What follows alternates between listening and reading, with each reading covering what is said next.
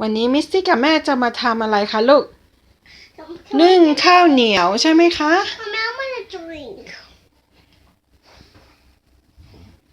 นะคะก่อนอื่นเราก็มีข้าวเหนียวนะคะเราจะใช้ข้าวเหนียว1 ถ้วยตวงค่ะแล้วก็เทข้าวเหนียวลงไปเลยนะคะแล้วเราก็จะใส่น้ำร้อนนะคะน้ำร้อนแช่ลงไปค่ะนี่นะคะเราก็ใส่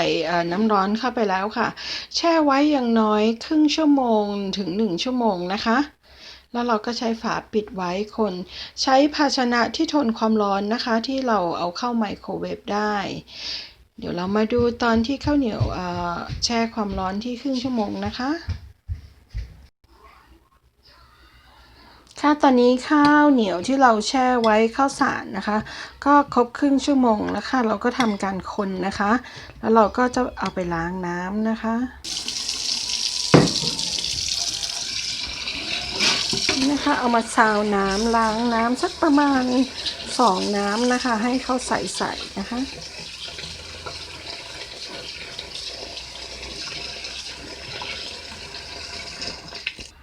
ค่ะพอล้างน้ำเสร็จแล้วนะคะเราก็เทกลับไปในถ้วยเดิมเลยค่ะ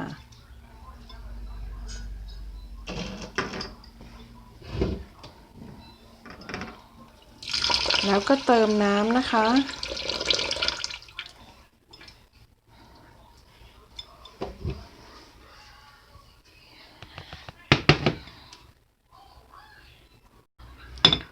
แล้วก็เติมน้ำให้ระดับเดียวกับข้าวนะคะ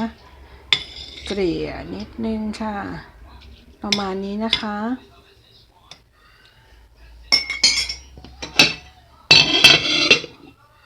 เสร็จแล้วก็ปิดฝาค่ะนำมาเข้าในไมโครเวฟนะคะตั้งเวลาไว้ที่8 นาทีค่ะนะคะกด8 นาทีนะคะเริ่มเลยค่ะนี่นะคะข้าวของเราที่เราเอาเข้าไมโครเวฟไป8 นาทีหน้าตาก็จะเป็นอย่างนี้นะคะเสร็จแล้วเราก็จะคนนะคะพลิกข้างล่างขึ้นมาจากข้างบน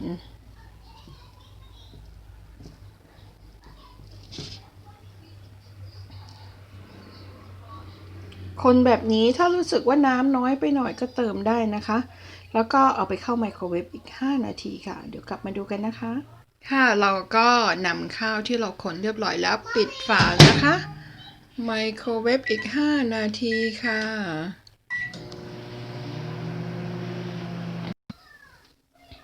นี่นะคะหน้าตาข้าวเหนียวที่เวฟครั้งแรก8 นาทีครั้งที่2 5 นาทีก็สุกนุ่มมากเลยค่ะหอมเดี๋ยวจะเขียนวิธีการทำอีกครั้งไว้ที่คอมเมนต์นะคะนี่นะคะก็สะดวกสบายมีแค่ไมโครเวฟกับถ้วยกระเบื้องเราก็ทำได้แล้วค่ะสำหรับไอเดียสำหรับคนที่อยู่เมืองนอกหรือว่าที่อยู่เมืองไทยนะคะถ้าต้องทำข้าวเหนียวทานในปริมาณไม่เยอะเราไม่อยากให้เหลือนะคะใช้วิธีนี้ไปทำได้เลยค่ะรับประกันว่าอร่อยนุ่มเหมือนเราหุงด้วยหม้อหุงข้าวหรือว่านึ่งข้าวเหนียวเลยนะคะยังไง